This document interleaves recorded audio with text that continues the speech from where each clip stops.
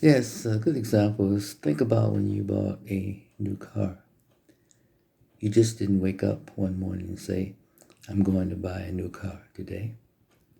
So then you go right down to the local dealer and say, I want that one, and get the car. I doubt if you did that. That's not how a buy a car is done.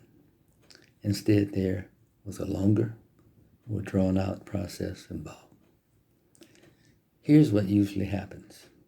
At some point, you begin to notice your existing car was getting a little on the old side and started noticing things about your car, such as maybe engine noise and things such as that.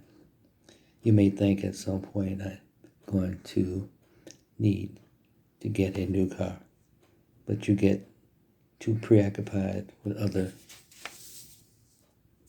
concerns in life and you give it a little thought.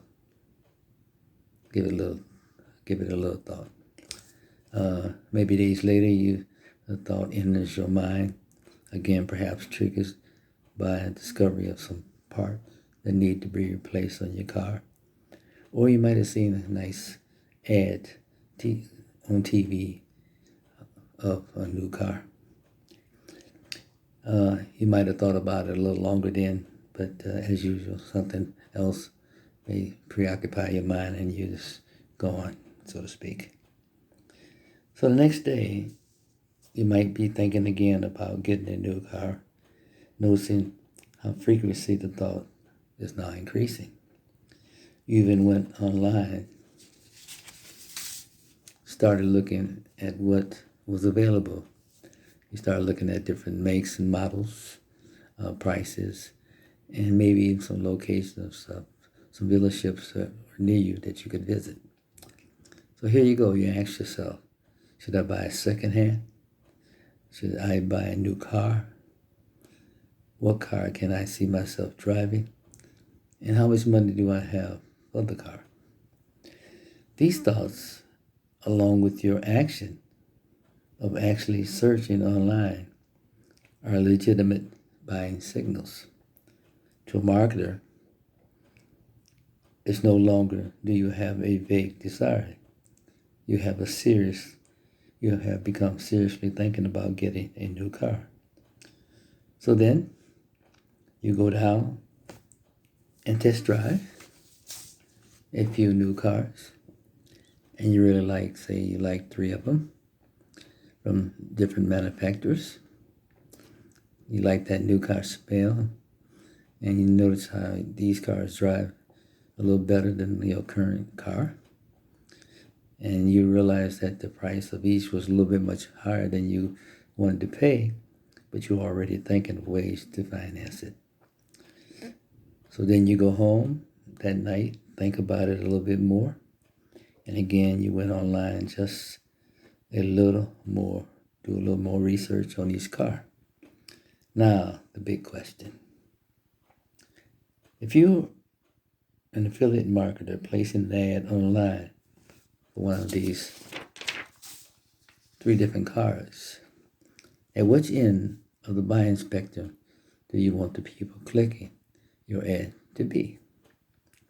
Do you want them to be at the earliest stage where they've thought once or twice about a new car? Or do you want them right at the final stage, well educated on what options are available and much closer to wanting to spend their money? Of course, it's the latter.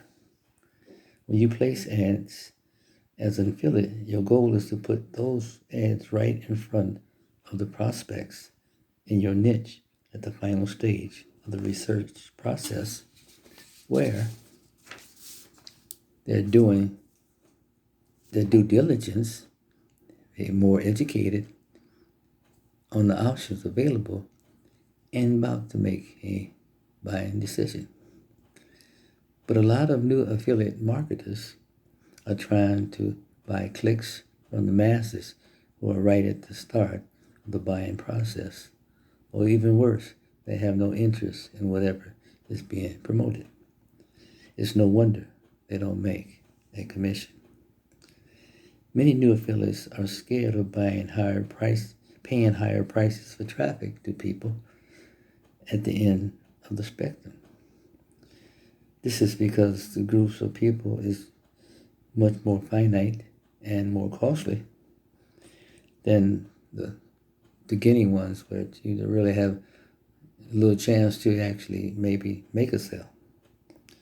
But this finite, what I call finite, is the people that's at the end stage. Should be targeted.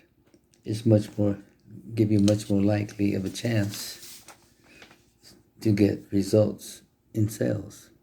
So it's worth it in the long run. Now don't forget to subscribe to my channel.